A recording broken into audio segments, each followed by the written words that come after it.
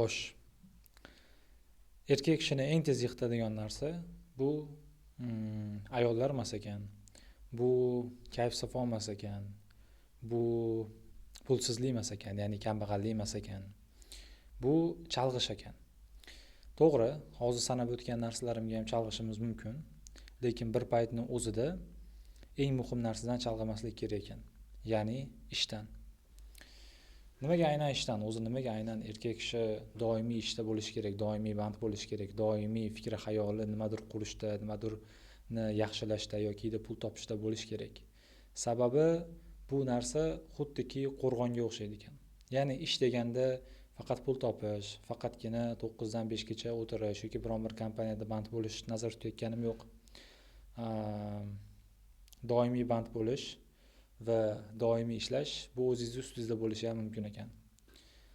Garvard talabalariga qarasangiz, oldinlari juda ham ko'p o'ylardim.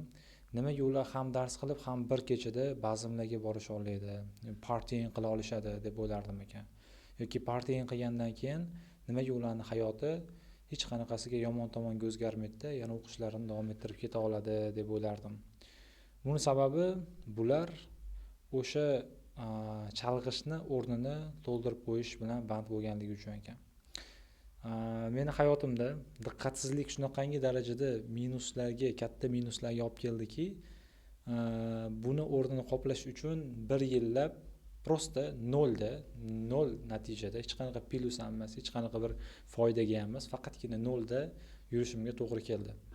Balkim hali ham o'sha noldadurman, balkim hali ham o'sha minuslarni qoplash uchun harakatdadurman.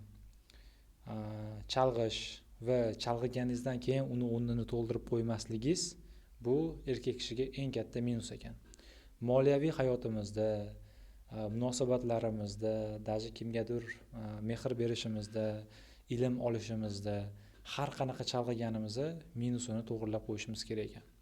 Bu video aslida diqqatsizlikni minus tomonlari haqida edi, lekin men sizga hozir Instagramda o'chirib tashlang, yomon do'stlardan chiqib keting, guruhlardan chiqib keting yokida sizga foyda bermayotgan odamlarni tark eting yoki undan ham yomoni qanaqadir yomon odatlaringizni tark eting degan haligi juda ham so called haligi gaplarni aytish niyatim yo'q, ya'ni juda ham ko'p takrorlanadigan gaplarni. Ular cringe demayman, faqat men sizga aytmoqchi bo'lganim o'zim hayotimdan o'tdi.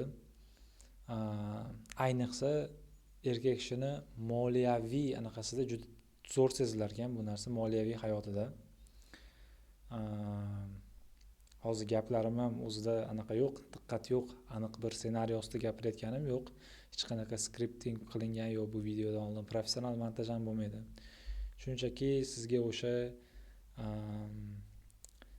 diqqatli bo'lish va chalg'ib qolgan vaqtlaringizni o'rnini to'ldirib qo'yish ustida ozroq o'zimni shaxsiy tajribamni aytib bermoqchiman. Misol uchun, agar moliyaviy keysni olib chiqadigan bo'lsak, siz hech qachon kuniga $50 pul topadigan bo'lsangiz, $100 pul xarajat qilib, rasxod qilib, hech qachon siz boy olmaysiz. Navrot minusga ketasiz, navrot qarzga kirib ketasiz. Yoshligimda, maktab paytdaligimda bitta boy odamda shunaqa keysini menga aytib berishganda, u odam katta bitta zavodning egasi, kuniga 16 million so'm o'sha paytda pul topardi ekan bitta odamda rasxodi. Lekin surunkali ravishda kuniga atrofidagi odamlarni qilaman deb, nima deydi, oldida maqtanaman deb, boshqa qilaman deb 20-30 millionlab pul sarflab olgan va vaziyatlari bo'lgan ekan.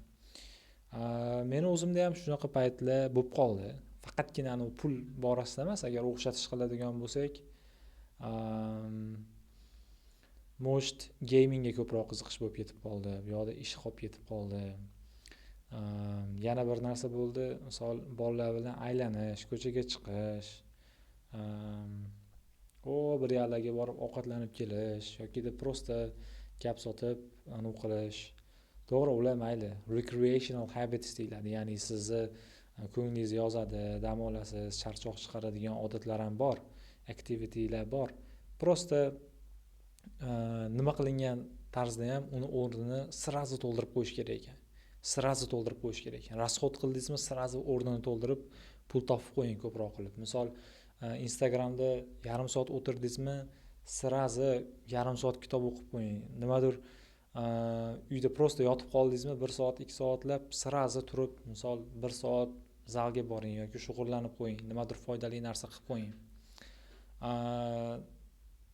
Diqqatsizlikni diqqatlaringizni, misol uchun diqqatingizni yaxshilay olmaysiz, buni bu yog'iga balkim yaxshilay olarsiz, lekin qanaqadir umid yo'qdek-da. O'sha diqqatingizni misol yaxshilashga nima foyda bor? Misol diqqatimni yaxshilayman deb harakat qilasizda, yana baribir minusga ketasiz. Yana chalg'iysiz. Yana o'sha yomon ishni qilib qo'yasiz, yana o'sha odatingizni buzib qo'yasiz, yana o'sha intizomsizlik bo'lib qoladi. Va bu sizni battar tushkunlikka tushiradi, battar orqaga olib keladi. Ya'ni nimadir haligi to'g'rilayman, mukammal qilaman debda. Ya'ni men umuman misol oylab, yillab Instagramga kirmayman deb turib unga harakat qilishingizda hech qanaqa ma'no ko'rmayman-da. Undan ko'ra plyus minuslar bilan yaxshi ishlay oladigan odam bo'lganimiz yaxshiroqdir balkim. Misol nimadir yomon narsa qilib qo'ysak, uni sirazi o'rnini yaxshilik bilan to'ldirib qo'yishimiz kerak. Ko'proq pul sarflab qo'ysak, ko'proq pul topib qo'yishimiz kerak. Kimnidir xafa qilib qo'ysak, o'sha odamni misol 2x xursand qilib qo'yishimiz kerak. Bilmasdan shunaqa vaziyatlar bo'lib qolishi mumkin. Ilmda ham shunaqa. Misol dars qilmagan soatlarimizni dars qilib to'ldirib qo'yishimiz kerak. Agar matematika qilib hisoblaydigan bo'lsak, matematika qilib o'zingizni hozirgi holatingizga bitta anaqa berib ko'ring, baho berib ko'ring. Siz minus nechidasiz yoki 0 damisiz yoki plyus nechidasiz? Bu har xil vaziyat bo'lishi mumkin. Qarzda bo'lsangiz minus deb yozasiz yokida umuman qarzda ham emassiz, pul ham topmaysiz, unda 0 bo'lasiz. Yokida aytaylik oyiga 1000 topasiz, 2000 topasiz, unda siz 1 da yoki 2 da bo'lishingiz mumkin o'sha bosqichlarni hisoblasada. Shuni doimiy hisoblab, doimiy o'rnini to'ldirishga harakat qilish menimcha eng yaxshi narsa. Uni mukammal qilishga harakat qilgandan ko'ra eng yaxshisi shu. Ayniqsa hozirgi paytda biz atrofimizdagi hamma narsa deyarli bizni chalg'itishga qaratilgan. Hamma narsa oson. Hamma narsa. Bugun gamingga bordik. Kompyuter o'ynaymiz deb. Easy. Prosta kirdik, hech kim hech narsa demadi. O'ynab chiqdik. Instagram ham hech narsa talab qilmaydi, ochaman bo'ldi. Va yaxshi tomoni ham shundaki, hech kim bizni zalga borishdan to'xtatmayapti. Hech kim bizni misol uchun kitobni ochib o'qishdan to'xtatmayapti. Hech qanaqa haligi bir kuch yo'q, tashqi kuch yo'q bizni to'xtatib qoladiganda, yomonga ham, yaxshiga ham. O'shaning uchun hozirgi davrda eng zo'r o'rganishimiz kerak bo'lgan narsa bu diqqatsizlikni o'rnini diqqat bilan to'ldirib qo'yishimiz ekan. Bu endi shaxsiy tavsiyalar. Oranglarda ilm olayotganlar bo'lishi mumkin. Oranglarda katta universitetga tayyorlanayotganlar bo'lishi mumkin. Oranglarda meni 1-2 yil oldingi pozitsiyamda turgan odamlar bo'lishi mumkin. Abituriyent yokida endi pul topishga, endi onlayn biznesga kirib kelayotgan odam bo'lishi mumkin. Balkim tengdoshim bo'lishi mumkin. Ukalarim ko'rayotgan bo'lishi mumkin bu videoni. Prosta shu narsalarni aytib, foydali bo'lsa ulashib qo'ymoqchi edim. Shunaqa gaplar. Bu gaplar sizlardan ham ko'ra meni o'zimga ko'proq kerak. Va bu videoga o'zim qanchadir vaqtdan keyin qaytib kelaman. Rahmat.